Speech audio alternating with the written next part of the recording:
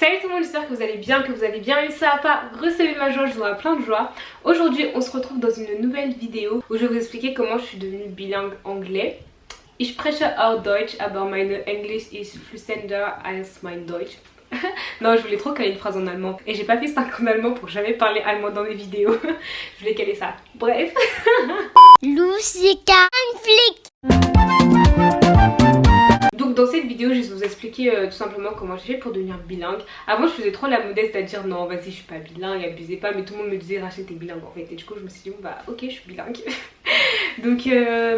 donc voilà, je suis bilingue anglais, mais je ne suis jamais restée longtemps dans un pays anglophone. La première fois que je suis partie dans un pays anglophone c'était cette année en 2018 et on a fait même pas 4 jours en fait sur place. Donc voilà, c'est possible d'apprendre anglais, de comprendre etc. sans pour autant quitter la France. Déjà de base j'aime bien l'anglais et ça a vraiment un rôle. J'aime bien l'anglais, donc du coup pour apprendre l'anglais bah, je suis enthousiaste et je suis contente d'apprendre du nouveau vocabulaire en anglais. Et aussi quand j'étais au collège, vu que j'aimais l'anglais, bah, c'était une matière que je travaillais forcément plus que les autres parce que c'était l'une de mes préférées en fait. Et donc j'apprenais grave mon vocabulaire et tout. J'avais un cahier de brouillon où en fait à chaque fois qu'on avait du nouveau vocabulaire, et bah je recopiais pour apprendre par cœur le vocabulaire parce que notre prof en fait nous faisait des tests à tous les cours. C'est à dire qu'à tous les cours on avait un contrôle de vocabulaire, donc fallait bien maîtriser son vocabulaire etc. Et ça a vraiment eu un rôle parce que du coup j'ai appris toutes mes bases d'anglais en fait quand j'étais en 6ème. Après 5ème, 4ème, 3ème j'ai fait une overdose de vidéos sur YouTube en anglais. C'est clairement ça qui m'a énormément aidé pour l'oral, la compréhension orale, l'expression orale. Ça m'a beaucoup aidé. Je regardais énormément de vidéos en anglais. J'étais grave dans les délires de les Alicia Marie, les Bethany Mota, genre j'étais à fond. Je regardais grave ça et ça m'a vraiment beaucoup aidé.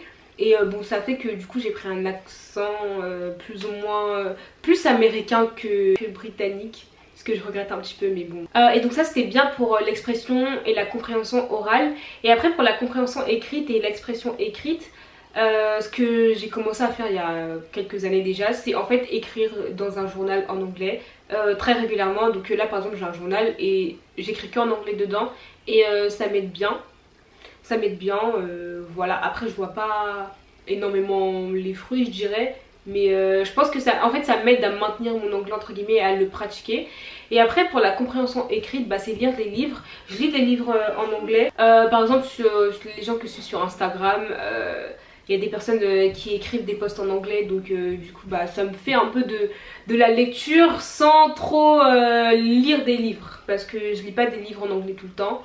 Et donc du coup voilà, suivre des personnes qui parlent anglais. Après suivre aussi le bon contenu hein, parce que tu vois il y a parler anglais et il y a parler anglais avec un vocabulaire qui va te resservir clairement dans la vie de tous les jours dans un domaine particulier. Je dirais pour faire assez global, pour apprendre l'anglais il faut vraiment genre s'environner d'anglais, c'est à dire il faut suivre des personnes qui parlent anglais, il faut essayer de soi-même bah, écrire, parler anglais. Et voilà, en fait c'est tout est une question d'environnement. Même si je n'étais pas dans un pays anglophone, bah, je m'environnais que de personnes anglophones en fait, notamment grâce aux réseaux sociaux. Voilà, suivez bien en cours, même si c'est chiant franchement. En tant que personne qui parle anglais, franchement les cours d'anglais c'est pas ce qui t'aide le plus, surtout au lycée, enfin je sais pas. Franchement, honnêtement, pour être honnête, les cours d'anglais, encore mes cours d'allemand ils sont bien, mais mes cours d'anglais, c'est pas contre les profs etc, mais c'est pas ce qui va t'apprendre le plus d'anglais. Mais j'aime bien les cours du collège, parce que les cours du collège en fait ça t'apporte juste les bases en fait, et les bases c'est important de les avoir pour développer la langue plus tard. Si vous aimez bien la lecture, achetez-vous des livres en anglais. Ça c'est vraiment genre le top du top, genre vraiment les livres c'est vraiment ce qu'il y a de mieux parce que non seulement tu apprends de nouveaux vocabulaires, mais tu apprends aussi des nouvelles tournures de phrases, tu apprends à tout simplement, ouais, tu apprends à mieux t'exprimer tout simplement en anglais. Et c'est bien parce que aussi tu mémorises l'écriture, c'est pas juste t'entends le mot mais tu sais pas trop comment on l'écrit etc. Et vraiment la lecture c'est ce qu'il y a de mieux. Faut vraiment que je commence à investir plus dans la lecture de livres en anglais parce que waouh. Anyway. Et aussi j'ai une chaîne YouTube en anglais si vous ne le saviez pas. J'ai une chaîne YouTube en anglais et ça m'aide quand même pas mal d'être engagée de cette manière à parler anglais comme ça en caméra. Ça m'entraîne à mieux m'exprimer Et franchement ça aide beaucoup. Ah oui, vous voyez quand je dis environnez-vous d'anglais jusqu'à dans votre chambre. Vous voyez dans ma chambre là, il y a plein de citations en anglais en fait. Bon là vous allez pas voir mais attendez je vous montre.